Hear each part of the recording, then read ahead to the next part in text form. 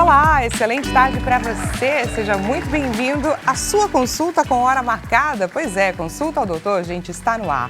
Hoje nós estamos aqui para falar a respeito da endometriose, uma doença, pessoal, que acomete milhares de mulheres em idade reprodutiva. Pois é, vamos falar aqui a respeito dos sintomas, vamos falar sobre os sinais de alerta e principalmente sobre as formas de tratamento, inclusive para evitar ou ajudar as mamães tentantes, as mulheres que estão aí tentando engravidar, que muitas vezes sofrem com essa condição. Lembrou de alguém a quem esse nosso programa vai interessar? Nós estamos em transmissão ao vivo pelo site www.hittv.com.br. Corre lá e compartilha o nosso link de transmissão com essa pessoa que precisa ouvir a respeito de endometriose, combinado?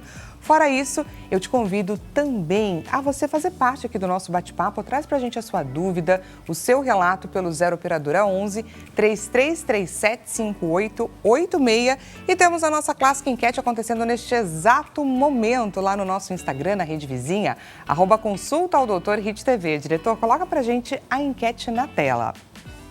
Vamos lá, frases que já ouvi e queria mais informações. Quem possui não pode engravidar com relação à endometriose. Aumenta o risco de câncer nos ovários ou reaparece mesmo após a cirurgia. E desta vez, pessoal, nós estamos separados por blocos. Então, neste primeiro bloco, a gente vai entender um pouco mais a respeito da endometriose. No segundo bloco, sobre a importância da alimentação, tanto para a prevenção quanto para o controle da doença. Vamos conhecer um pouco mais sobre o nosso especialista deste primeiro bloco na nossa tela. Igor Chiminascio, ele atua na área, gente, há 21 anos. Igor é especialista em reprodução humana e cirurgia minimamente invasiva com foco no tratamento da endometriose. Sua escolha por essa área surgiu do desejo de ajudar casais a realizarem o sonho de ter filhos. Com formação em neuropelviologia na Suíça, ele é defensor de uma técnica de remoção em bloco da endometriose que aumenta as taxas de fertilidade e também alivia a dor pélvica. Seja muito bem-vindo, doutor Igor.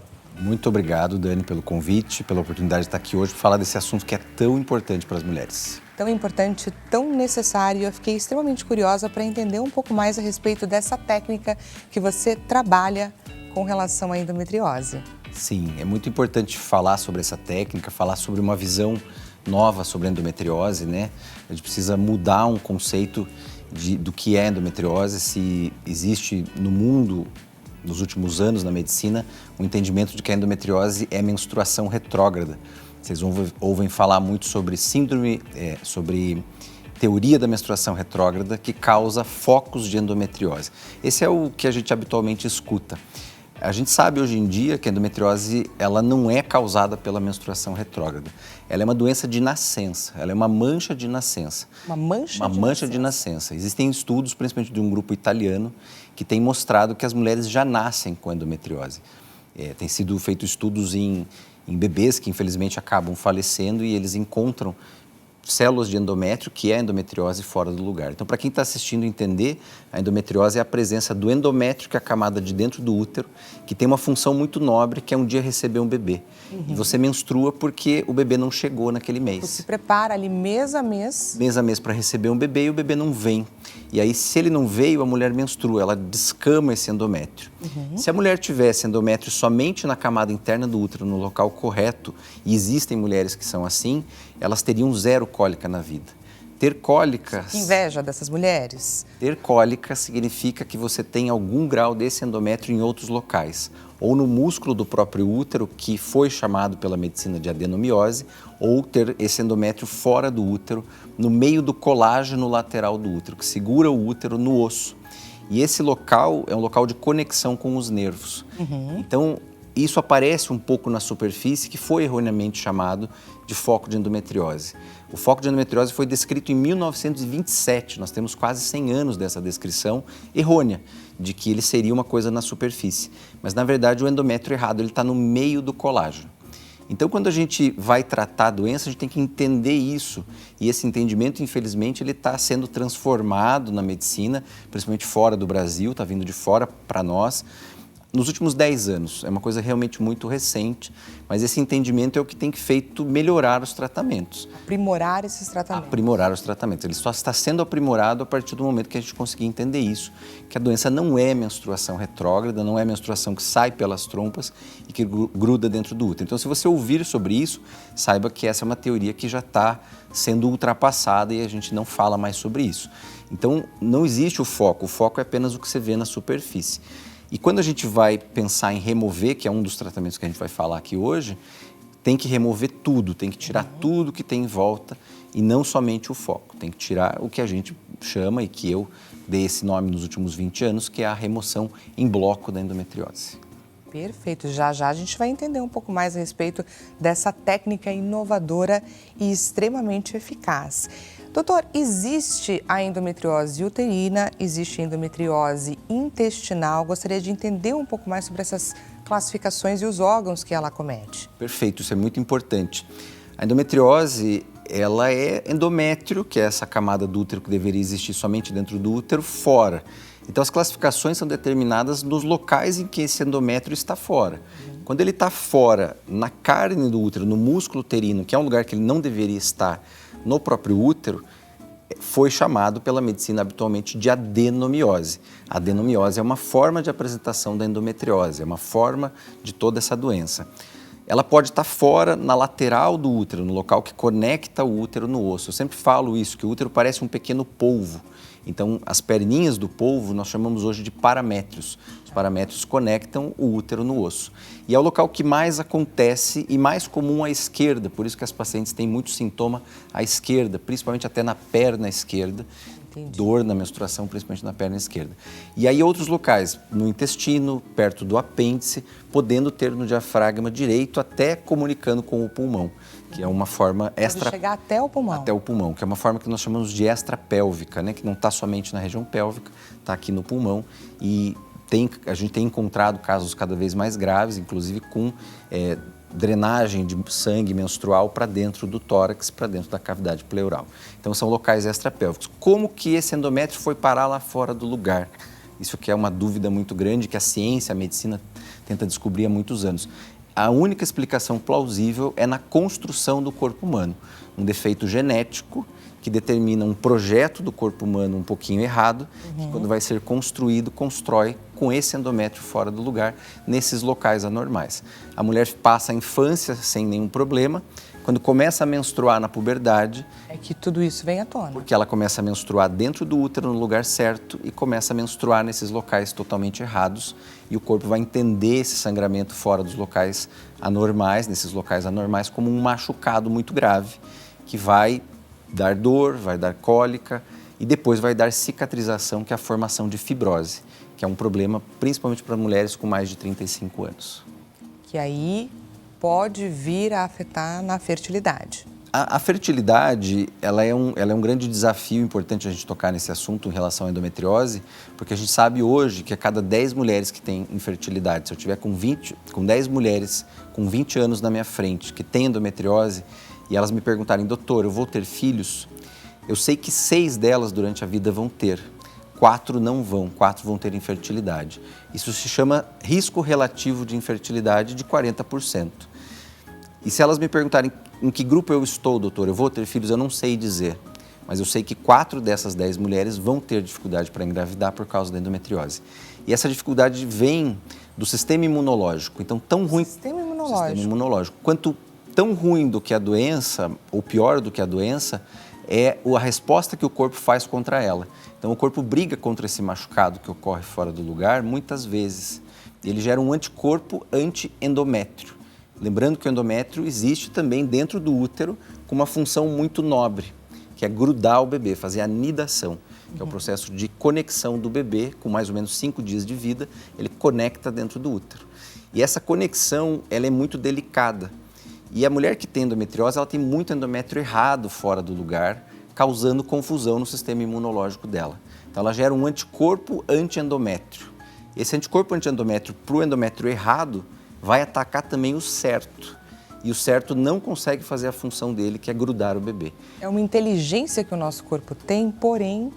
É feito para nos defender de um vírus, de uma bactéria, só que o nosso sistema imunológico está tendo que se defender contra uma célula da própria mulher. E vai atacar o endométrio errado, mas vai atacar o endométrio certo. E o endométrio certo não vai fazer mais a função dele nesses 40% dessas mulheres, que é conectar o bebê, grudar o bebê.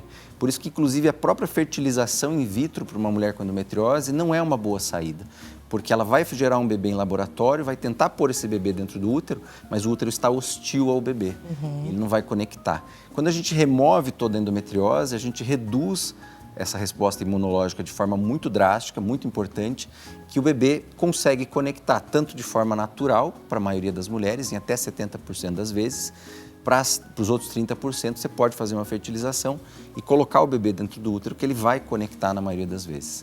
Então, a gente aumenta as taxas de fertilidade, tirando todo esse endométrio errado que está fora do lugar. A ciência já vê isso de uma forma muito clara.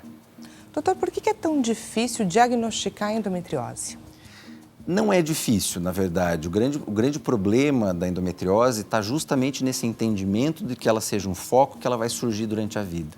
Se a gente entender que a doença está lá no corpo da mulher desde sempre e que desde muito cedo ela vai gerar um sinal clínico e a gente atentar para esses sinais clínicos e principalmente para os sintomas, e se eu ouvir os sintomas da paciente, por exemplo, soltar o intestino no período menstrual, é um sintoma muito claro e muito clássico da endometriose, pouco falado.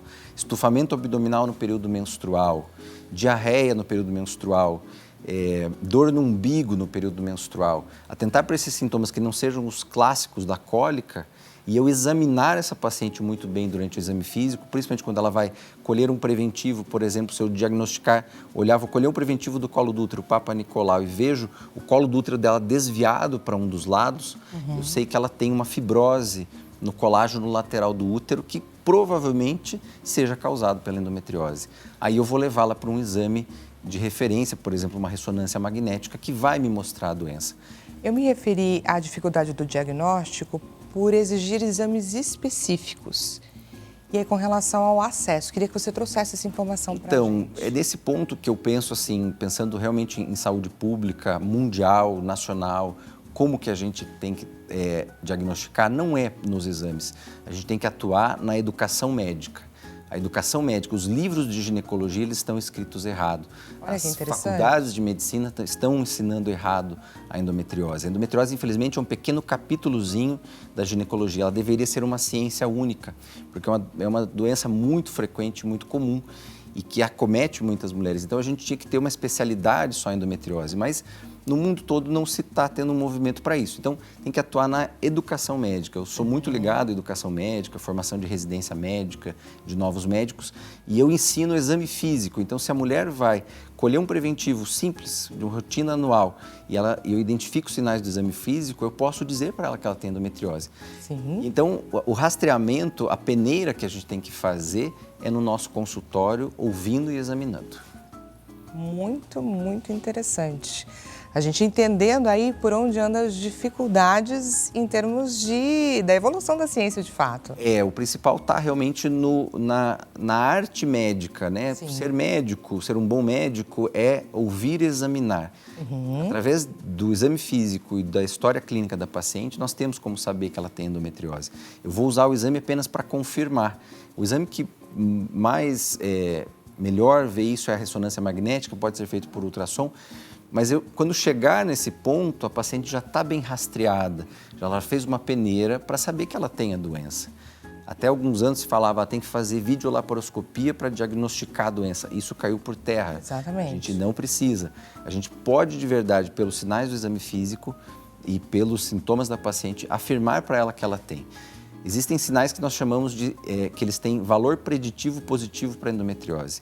Se eu juntar vários sintomas, né, da endometriose, eu posso afirmar para ela que ela tem pelo valor preditivo positivo que esses sintomas têm.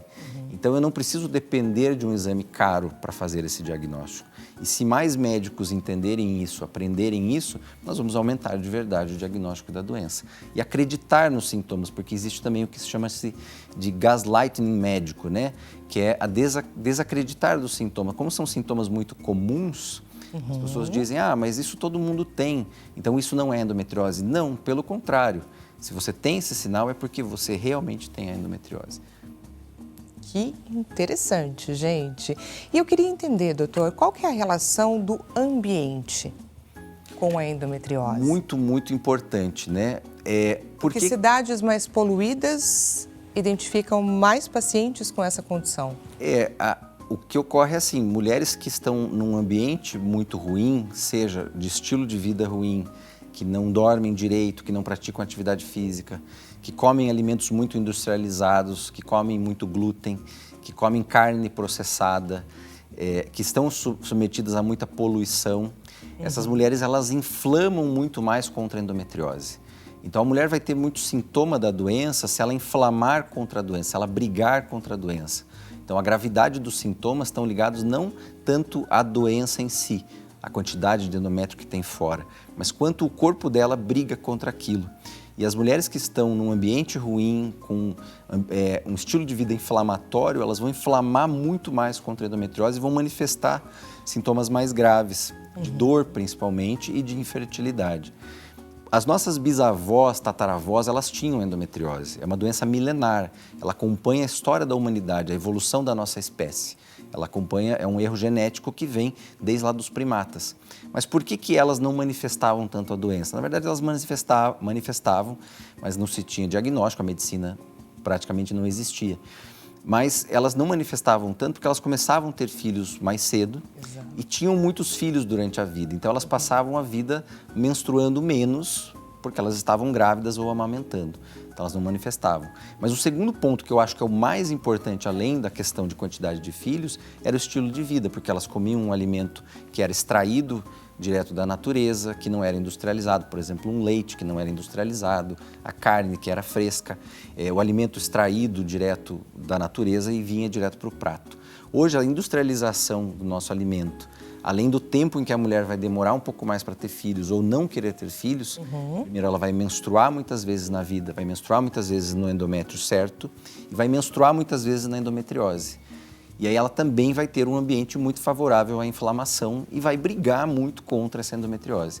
Isso tudo vai fazer o que a gente enxerga hoje, que são mulheres altamente inflamadas, sofrendo de muita dor, dores incapacitantes, dores assim realmente muito graves e que chegam até nós especialistas no momento tardio, levando de 8 a 10 anos para fazer o diagnóstico da doença. E a importância do diagnóstico precoce é um fato, não é, doutor? É um fato, é o principal fato, é o que mais pode mudar a história natural da doença para uma mulher, é ela receber o diagnóstico muito cedo. Eu sou extremamente defensor, sou assim combatido até por isso no meio médico, mas eu sou defensor do diagnóstico na adolescente e até a cirurgia na adolescente que sofre de muita dor. O caso que nós estamos relatando para a literatura médica mundial agora é de uma menina de 12 anos que menstruou aos 9. Aos 12 anos ela estava viciada em morfina. Nossa, gente. Travada, com travamento músculo-esquelético, já operada por um cisto de ovário, já operada para apendicite. Sem melhora da dor, na verdade, com muita piora da dor. O ortopedista que atendeu ela nesse caminho identificou que ela tinha um travamento do nervo ciático pela endometriose. E ele me encaminhou, nós removemos a doença, liberamos o nervo ciático dela direito e ela voltou a conseguir agachar, ela não conseguia brincar, porque a doença havia inflamado muito dos 9 aos 12 anos de idade e feito brigar muito, o corpo brigar demais. E o grande problema da briga, além da inflamação que ocorre no corpo todo, é a formação de fibrose que prende os nervos que estão na profundidade. E a mulher passa a ter neuropatias, que são nervos que estão doentes. E quanto mais tarde eu demorar para fazer esse diagnóstico, principalmente perto dos 50 anos, essas mulheres vão ter neuropatias graves que não têm solução. Eu posso daí aos 50, não tem solução. Com bexiga neurogênica, intestino que não funciona mais, porque o nervo foi sofrendo demais e o nervo é como um fio elétrico. Se ele sofrer muita pressão, existe um processo que a endometriose faz em volta do nervo que é chamado de entrapment, que é uma armadilha sobre o nervo pela fibrose. Essa armadilha ela vai destruindo o nervo. E se eu demorar demais na vida da mulher para remover, esse nervo não vai ter solução. A gente tem conseguido, através de outras técnicas, reabilitar esses nervos, mas para algumas, infelizmente, é tarde. Então, quanto mais cedo eu tirar, quanto mais cedo eu remover, melhor para ela. E, doutor, a definição do tratamento a ser seguido vai muito da forma como a doença tem acometido o paciente, da forma como ela tem evoluído e tudo mais. Queria que você trouxesse aqui para a gente um overview daquilo que é possível ser feito, desde o uso de medicamentos. Perfeito. A gente tem como intervir nessas pacientes de forma muito prática, muito fácil, antes de pensar numa cirurgia. Hoje, por exemplo, eu atendi 2 pacientes em que a endometriose dela é muito grave, mas que elas não precisam operar nesse momento. Por quê? Porque eu posso atuar na inflamação. Então, o principal ponto é eu desinflamar essa mulher, fazer ela parar de brigar contra a endometriose. A endometriose é assim, ela não é um câncer. Ela só tem um risco de câncer um pouco maior se estiver nos ovários, em mulheres mais próximas dos 50 anos. Então, eu posso observar essa história natural da mulher, tentando desinflamar ela, principalmente através da dieta.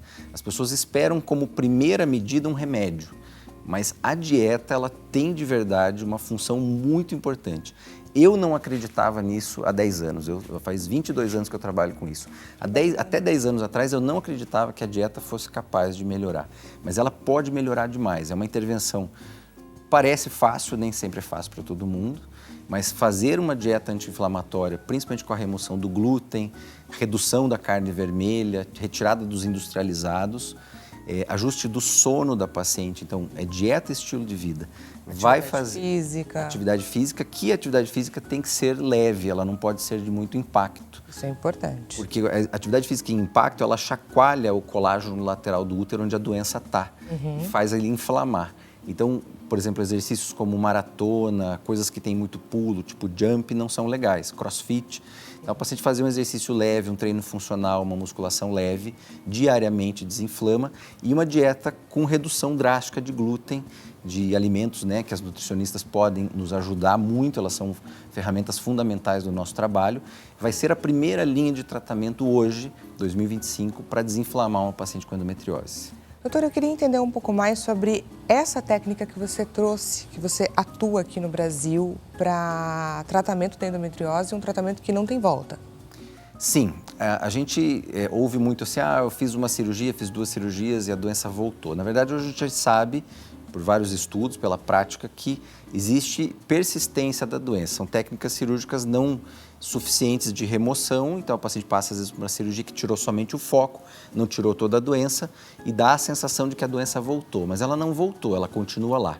Então eu, na minha história, nos meus últimos 20 anos, tratando isso, primeiro tratando mulheres com infertilidade, depois mulheres com dor nos últimos 10 anos, eu fui entendendo que eu tinha que tirar a doença um pouco mais fundo e fui estudar a anatomia profunda da pelve, do diafragma, fui fazer cursos fora do Brasil e encontrar médicos no mundo que estavam entendendo dessa forma e fui encontrando para eu chegar principalmente no nervo ciático, que é um local muito profundo, que para nós ginecologistas era um desconhecido, era um mundo desconhecido, uma profundeza muito grande, né? Então eu comecei a remover um pouco mais e entender que a doença tinha que ser tirada não em pedaços, mas ela tinha que ser tirada como um único bloco que incluía uma área em volta da doença que parece saudável, que parece normal. E aí eu encontrei estudos de um médico americano, que foi o médico que desvendou a endometriose já nos anos 80 e que defende a teoria embrionária da endometriose, de que ela é uma doença de nascença. Ele entendeu que o corpo é feito em camadas, e nosso corpo é feito em camadas. A camada mais profunda é osso, depois vem nervos, depois vem colágeno, vem as artérias, as veias, colágeno de novo. E a doença está no meio desse colágeno. Então, se eu desmontar essas camadas, eu sempre falo isso em aula, é como se fosse uma cebola que eu vou desmontar, e se eu tirar isso em bloco, eu tiro a doença no padrão que ela foi construída. Muito igual a um carro, por exemplo, que você leva numa oficina autorizada, essa oficina autorizada, ela sabe como esse carro foi construído pela fábrica, ele pode desconstruir para arrumar uma peça. Nós também entendemos como o corpo foi construído e a gente pode desconstruir a endometriose embrionária. E se eu tirar em todos os locais possíveis embrionários, ela só vai voltar se essa mulher nascer de novo, e isso não vai acontecer. Então chegamos à conclusão de que endometriose tem cura. Podemos falar isso. É bem difícil falar isso, eu apanho por falar isso. É arriscado dizer isso. É arriscadíssimo. Meus colegas me julgam demais por isso. Mas sim, se você me perguntar se eu já vi a cura da endometriose, sim. E o Dr. David Redwine, que é esse médico americano que desvendou a doença, pude conhecê-lo, fiquei amigo dele, nós desenvolvemos trabalhos, estamos produzindo, ele infelizmente faleceu, eu tenho levado o legado dele mundo afora, né?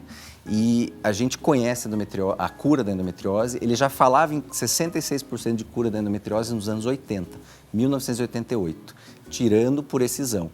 E eu desenvolvi essa técnica baseado nos estudos dele e a gente tem removido ela em bloco, tem mostrado esses resultados para a literatura médica mundial. Tive nos últimos 4 anos no Congresso americano mostrando esses resultados. E comprovando. E as nossas pacientes, né? Eu sempre, quando o paciente passa por consulta, eu dou o telefone, fale com essa. Como referências. Converse com todas essas pacientes que você vai entender o que é um estado semelhante à cura da endometriose. Doutor, muito obrigada, viu, pelo bate-papo, agradeço demais, riquíssimo, não é, pessoal? Aproveito para, inclusive, deixar os contatos do doutor antes de trazermos o resultado da enquete. Então, para você que gostou aqui do bate-papo, não deixe de entrar em contato com o doutor Igor Chiminascio, ginecologista, cirurgião especialista, pessoal, em endometriose. O site lhe deixa à sua disposição, tratandoendometriose.com.br e o WhatsApp, 0 operadora 11 911 69 1001. Vamos então conferir o resultado da nossa enquete? Resultado na tela. Frases que já ouvi e queria mais informações. Olha só, reaparece mesmo após a cirurgia com 67%. Essa foi a alternativa mais votada. Gostaria, doutor, das suas considerações finais, inclusive fechando com essa técnica que você compartilhou aqui com a gente. Justamente essa técnica é para nós não termos exatamente essa pergunta, né? Então, essa pergunta ela vem porque as pacientes passam por múltiplas cirurgias em que se não tirou totalmente o bloco de doença, não se tirou totalmente a doença. E vai parecer que ela voltou, mas na verdade ela não reaparece, ela continua lá. Então, se for precisar de uma cirurgia, tem que remover como um todo e não somente o foco, como, né, eu venho explicando sobre isso há muitos anos, tem que tirar toda a doença para não parecer que voltou. Agora a gente vai para um rápido intervalo, mas já voltamos com mais consulta ao doutor para falar a respeito de endometriose e o poder da alimentação. Te espero!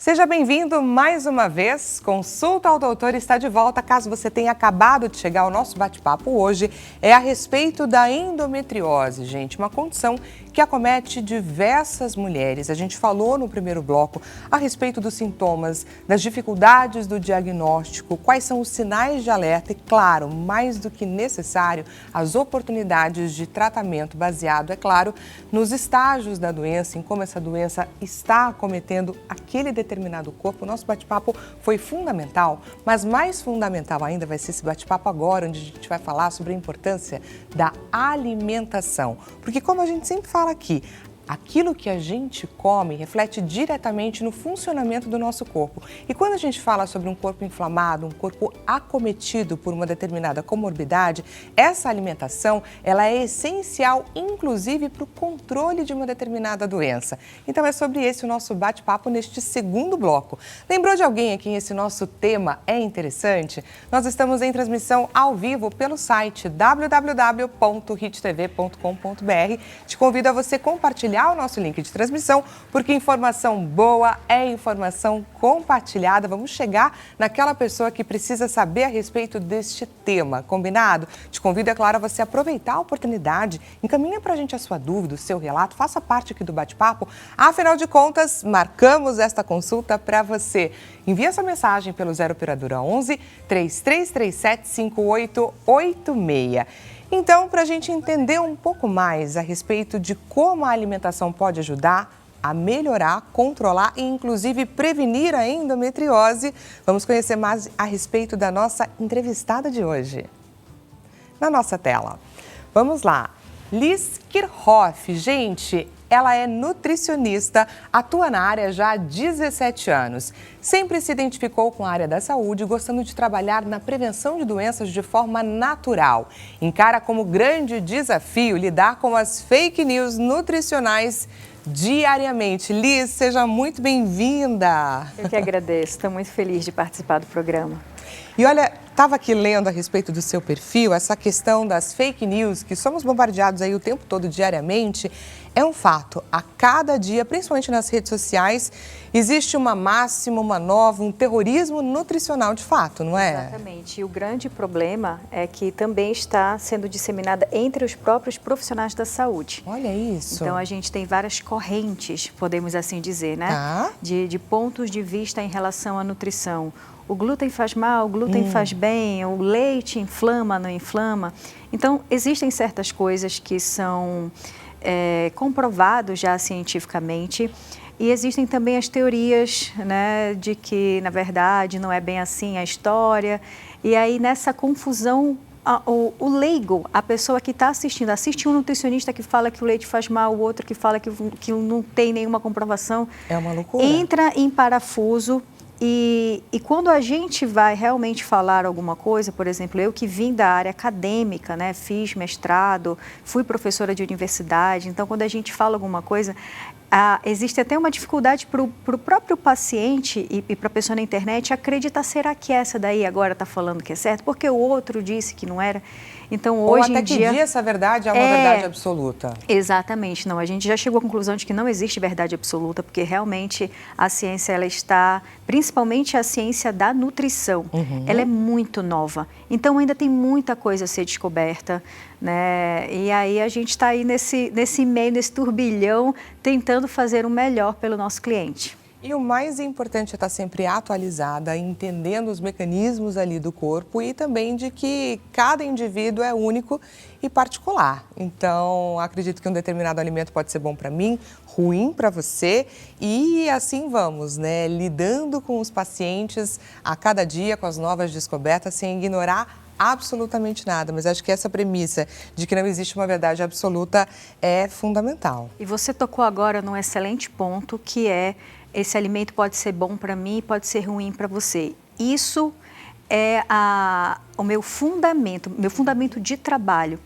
Porque de uns anos para cá eu tive a oportunidade de viajar bastante, fiz cursos no exterior, fiz cursos na Alemanha e nos Estados Unidos a respeito de hipersensibilidades alimentares. Então, o que significa isso? Que determinados alimentos, para você, inflamam o seu corpo e para mim não. E esses alimentos não são considerados não saudáveis, eles são alimentos saudáveis. Então, eu vou te dar um exemplo. Para mim, comer banana, por exemplo, inflama. E para você, a banana é excelente. Para mim... Me dá energia, me faz sentir bem, disposta. Exatamente. Quando eu fiz um teste chamado de hipersensibilidade alimentar, eu consegui detectar, né, para quais alimentos o meu corpo reage. E é interessante a gente saber disso porque a inflamação é a base de muitas doenças, inclusive da endometriose. Então, às vezes, você fala assim, mas o que foi que aconteceu? Se eu me alimento certinho, eu consumo as frutas e as verduras, né, que eu gosto, que são saudáveis, por que eu estou sempre inflamada? Então, o que muitas pessoas não sabem, elas podem ter hipersensibilidades alimentares, o que não tem a ver somente com aquele alimento que já é conhecido como anti-inflamatório, como, por exemplo, o açúcar, né? Você consome muito açúcar, muita fritura, isso é inflamatório. Mas, às vezes, um alimento que é considerado saudável, para você, pode ser inflamatório. E isso é bom a gente falar a respeito. Isso é muito interessante, porque é a gente sair de uma literatura básica e entender que é muito individual. Isso é muito bacana e importantíssimo. E você tocou num ponto que é interessante sobre a endometriose. A gente aprendeu bastante no primeiro bloco a respeito de como essa doença acomete diversos órgãos, principalmente os órgãos reprodutivos, mas eu queria entender, assim, no geral, de um corpo inflamado, o que significa, como que os órgãos são acometidos por essa doença, órgãos que às vezes não estão diretamente ligados, como eu falei agora, os órgãos reprodutivos. Então, outros órgãos que acabam sendo acometidos pelo simples fato de se tratar de uma doença inflamatória. Exatamente. Então, eu parto de um pressuposto de que se você não mantém um estilo de vida saudável, se você já tem uma alimentação mais inflamatória, se você é uma pessoa muito estressada, você vai aumentar as suas chances de desenvolver diversas doenças. E uma delas é a endometriose. Então, por exemplo, a endometriose ela pode ter uma interferência ali a nível intestinal. E isso vai causar em algumas mulheres cólicas intestinais, estufamento abdominal. E claro que isso é muito desagradável, além da questão uterina em si. Então, se já existe um histórico na família, né, de endometriose, é bom que a pessoa ela já comece a ficar um pouco mais consciente em relação à sua alimentação. Por exemplo, a gente sabe que existem alguns alimentos que estimulam mais o estrogênio. E a endometriose está ligada com o excesso ali de estrogênio. Um desses alimentos é a soja. Então, se você já tem casos na família, por que não controlar, né, o consumo de soja? Por que não evitar? Por que não evitar os alimentos mais inflamatórios? Porque a doença, ela precisa de um ambiente favorável para se instalar. Sim. Não é porque, por exemplo, quando você envelhece, você tem certas predisposições, ou que geneticamente você tem certas predisposições, que você vai desenvolver a doença. Você precisa deixar o seu corpo num ambiente propício. Então, se já existe essa probabilidade na família, por causa da família ou por causa da idade, seria interessante que a mulher ela começasse a se prevenir, né? Então, mantendo uma alimentação anti-inflamatória e evitando produtos à base de soja ou então produtos que tenham muita química, hormônios, né, que possam causar essa interferência. Ultraprocessados. Ultraprocessados, com certeza. Queria entender quais são os sintomas que o nosso corpo dá que levantam um alerta de que ele está inflamado e de que ele pode estar reagindo à endometriose, por exemplo. Você estava comentando a respeito dos sintomas intestinais. Que sintomas são esses? Porque tem muitas mulheres naquele período pré-menstrual que relatam que sofrem demais. Tem mulheres que, inclusive, sofrem de constipação. Então, quais são os sinais de alerta? Principalmente quando você percebe que o seu corpo está inflamado, você se sente inchada. Tá. Então, esse é o primeiro sinal assim, clássico de toda inflamação, é um inchaço, né? E aí, em relação à endometriose, mais especificamente, você vai... normalmente, quando a mulher ela suspeita, é porque ela está sentindo cólicas, né? Então, ela vai fazer ultrassom, ela vai fazer exames e vai descobrir esses focos de endometriose. Então, ela sente as cólicas intestinais, ela sente as cólicas, né, no útero, e ela sente dores de uma maneira geral. Ela tem uma dificuldade ali para o intestino funcionar, então ela já pode apresentar um intestino mais lento, uma dificuldade maior de evacuação. Isso causa dor, causa desconforto, uma flatulência. Então, tudo que está ligado ali naquele desconforto na área intestinal, né, a gente já começa a suspeitar. O que acontece é o seguinte, normalmente a pessoa ela pode vir com esses sintomas, então a gente nem suspeita que pode ser endometriose e nós vamos começar a tratar o intestino de uma maneira normal. Então, está preso, vamos começar a utilizar as estratégias ali para melhorar. Mas ela se queixa, mas está doendo, doutora, mas eu sinto muita dor, eu sinto muito estufamento, a minha barriga nunca mais voltou ao normal, eu como qualquer coisinha, parece que eu estou com barriga de grávida. Queria, inclusive, aproveitar para trazer, gente, uma tela que a gente preparou para que você que está nos assistindo consiga identificar essa barriguinha, que é chamada de endobele, que é um inchaço abdominal causado pela endometriose. Diretor, coloca para a gente na tela. É um termo aí que é usado para esse inchaço abdominal causado pela endometriose. Vamos dar uma olhada nessas imagens para a gente conseguir identificar o corpo, que é muito característico de quem sofre com endometriose, não é, doutora? Exatamente. E daí a pessoa, ela sempre fica muito preocupada, né? Será que é porque eu não estou fazendo atividade física? Né? O que será que está acontecendo? Será porque a minha barriga ficou flácida? Então, quando a gente descarta outras possibilidades, porque a endometriose, você realmente precisa ir ao médico para ele fazer o diagnóstico, né? O nutricionista não vai conseguir fazer esse diagnóstico. Então, quando o cliente já vem com esse diagnóstico de endometriose, aí nós já sabemos qual é a estratégia nutricional para poder melhorar. Então, existem muitas pacientes que entram no seu consultório com essa queixa, com a queixa específica dessa barriguinha? Demais. Eu, particularmente, que trabalho com nutrição funcional e trabalho com emagrecimento, muitas mulheres chegam achando que é gordura. Que assim, olha, eu preciso emagrecer porque eu estou com a barriga grande. E quando a gente vai investigar, por exemplo, a gente tem um exame no consultório chamado de bioimpedância. Esse exame de bioimpedância, ele consegue detectar o quanto que a gente tem de gordura na nossa região abdominal e ele meio que estima a quantidade de gordura visceral. E daí a gente para e analisa, bem, não é gordura visceral, né? O nível de gordura visceral está normal. Então, quando a gente toca, a gente percebe uma barriga inchada. A gente consegue, com uma pinça, medir, né, a quantidade de gordura e a gente vê que não é uma camada adiposa grande, mas sim que é um inchaço.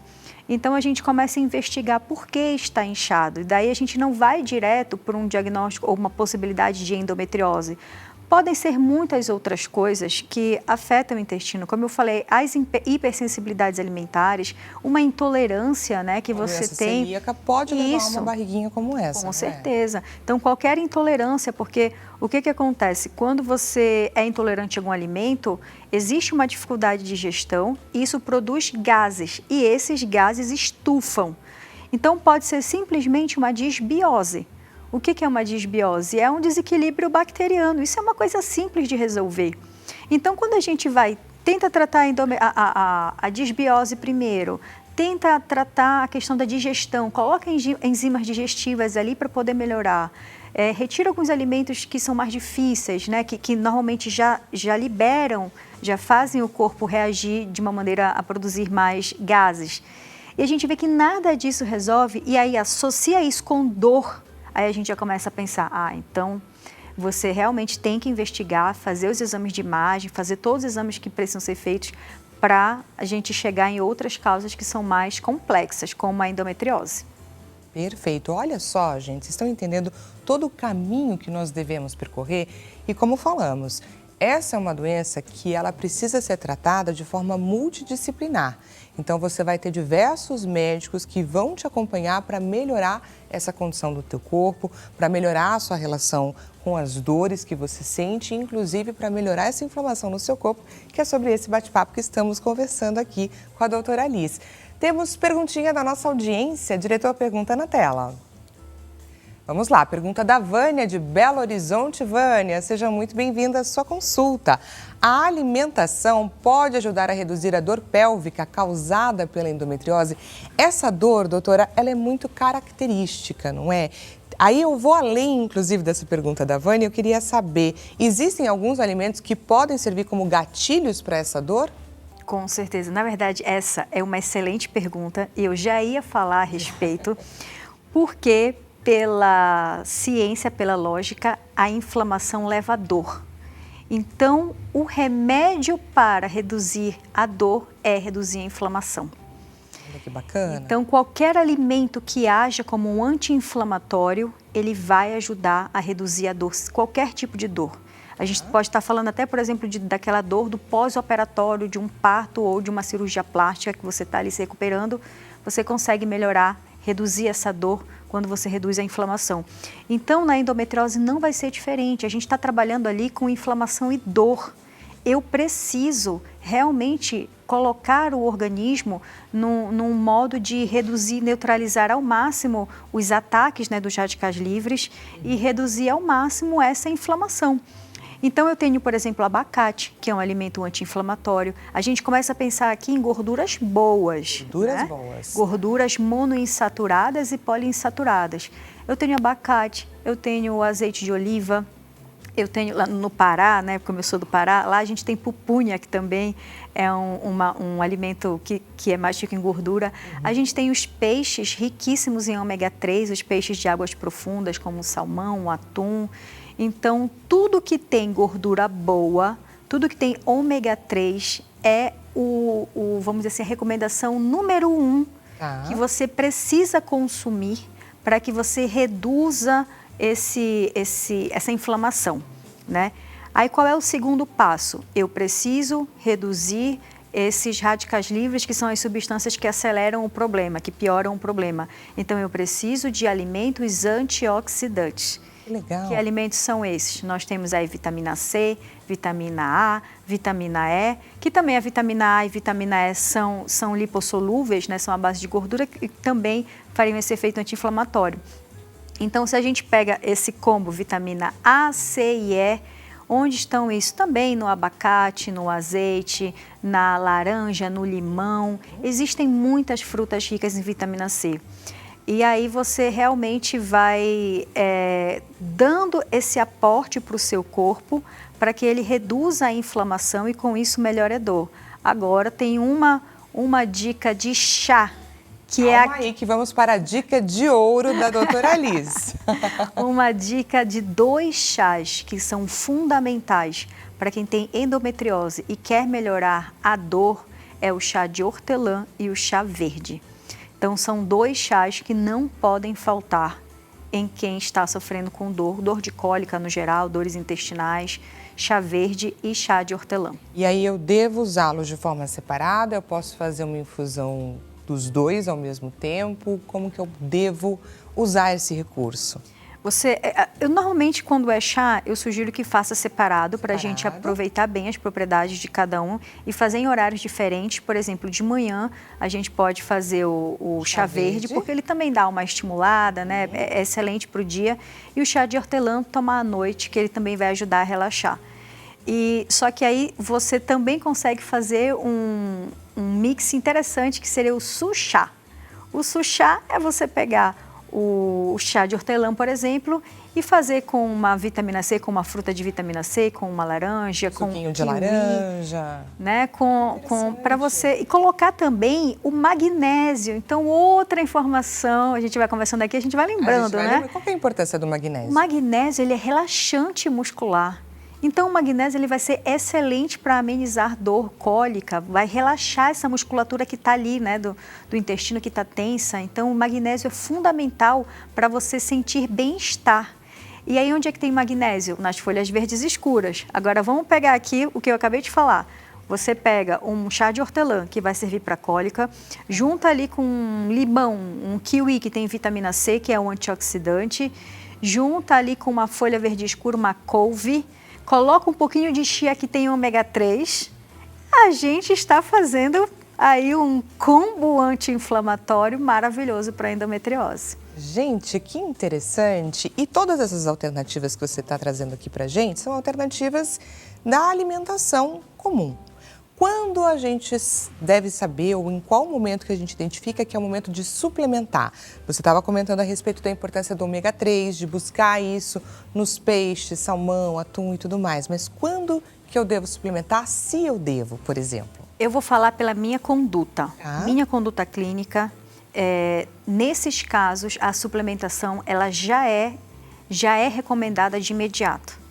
Então, na minha prática clínica, eu não suplemento se a pessoa já está saudável, se a alimentação dela, no geral, está suprindo. Agora, quando ela tem uma condição clínica, quanto mais eu puder oferecer de substâncias que vão atuar ali, é melhor. Porque eu não posso esperar que apenas ela tenha todas as condições ideais, que ela vá parar, né, toda a rotina dela e fazer a alimentação perfeita. Então, eu já entro com a suplementação. Em qualquer tipo de condição clínica, porque no meu caso, eu tenho já cursos e estudos mais avançados, né, de prescrição de suplementos e fitoterápicos. Então, eu consigo montar formulações específicas para cada patologia, que a gente fala de A a Z. Né? Então, eu sempre entro com esse aporte. Então, você trabalha um menu, uma dieta específica, que a gente pode chamar aqui de dieta anti-inflamatória, associado com um combo aí de suplementos que podem vir a ser interessantes. Eu vou te dar um exemplo. Para que a mulher ela possa se sentir melhor, né, ter um bem-estar maior, ela precisa aumentar a quantidade de serotonina que ela produz. E a serotonina, ela é produzida através de diversos nutrientes, de vitamina B6, triptofano e tudo mais. Então, se eu sei quais são os nutrientes necessários para a produção de serotonina, porque eu sei que ela precisa aumentar a serotonina, eu não vou esperar que ela coma a quantidade ideal de folha para que ela atinja. Então, eu já entro com uma suplementação. É só para você ter uma ideia, num polivitamínico comum, a gente tem ali mais ou menos 0,6, 0,7 miligramas de vitamina B6. Mas a vitamina B6, para fazer um efeito de relaxamento no corpo, ela tem que ser prescrita ali em torno de 98 a 100 miligramas. Olha, que Então, diferença. existe muita diferença. Então, fazendo uma prescrição manipulada, eu consigo colocar os nutrientes nas doses terapêuticas, que são as doses que vão fazer um efeito, um efeito bem específico que eu preciso. Então, efeito de aumentar a serotonina, de relaxar, aí eu uso doses maiores, que não são as doses que eu consumo ali na folha, né? Porque para eu consumir 100 miligramas de vitamina B6 ali da alimentação, eu precisaria comer bastante. E acaba que a gente precisa de um equilíbrio. Então, hoje, a nutrição avança nesse sentido. A gente consegue utilizar suplementos para ajudar em certas patologias. Olha, gente, vocês perceberam que interessante todo esse raciocínio que a doutora Alice trouxe para a gente? A importância da gente buscar um profissional certo, um profissional sério, que sabe o que está fazendo e que vai ajudar a gente a conduzir, a controlar qualquer doença que a gente tenha. Hoje falamos a respeito da endometriose, entendemos os diversos caminhos que nós temos à nossa disposição, mas esses profissionais, eles são importantíssimos para toda a nossa existência, para toda a nossa vida. Por isso, gente, vamos sempre buscar os profissionais certos, sérios e corretos. Doutora, queria demais agradecer a sua presença aqui com a gente. Eu que agradeço. E para você que gostou aqui do nosso bate-papo, aproveito para deixar os contatos da nossa doutora. Doutora Liz Kirchhoff, nutricionista. WhatsApp à sua disposição. 0 operadora 11 9 13 46 57 54. Ela também deixa à sua disposição o Instagram e o site Clube da Nutricionista, site.com.br, e no Instagram, só colocar o @ na frente. Doutora, muitíssimo obrigada, viu, pela sua presença aqui com a gente, pelo bate-papo. Que bom, fico feliz e até a próxima. E, gente, vamos agora para o nosso momento reflexão. Olha só, gostaria de te convidar a refletir sobre o ânimo. Vamos ter ânimo? Às vezes é difícil, né? Às vezes a gente fica ali meio jogadinho, meio sem vontade, mas a nossa fé, gente, é aquela que impulsiona, é aquela que nos dá força e que nos ajuda a seguir em frente. A gente consegue tocar a nossa vida mesmo quando o caminho parece desafiador demais. E eu queria lembrar você que se não deu certo hoje, você tem amanhã. Amanhã é uma nova janela de oportunidades, amanhã é um novo dia que você tem à sua disposição. Portanto, acredite que cada novo amanhecer traz a oportunidade de você ter aí novas conquistas, de você conseguir se encontrar, de você conseguir ter aí um novo ânimo, uma nova vida. Portanto, gente, vamos juntos ter mais ânimo nessa vida e reforçar a nossa fé a cada dia. Muito obrigada pela sua companhia. Amanhã a gente volta a se encontrar nesse mesmo horário, 16 horas. Até amanhã.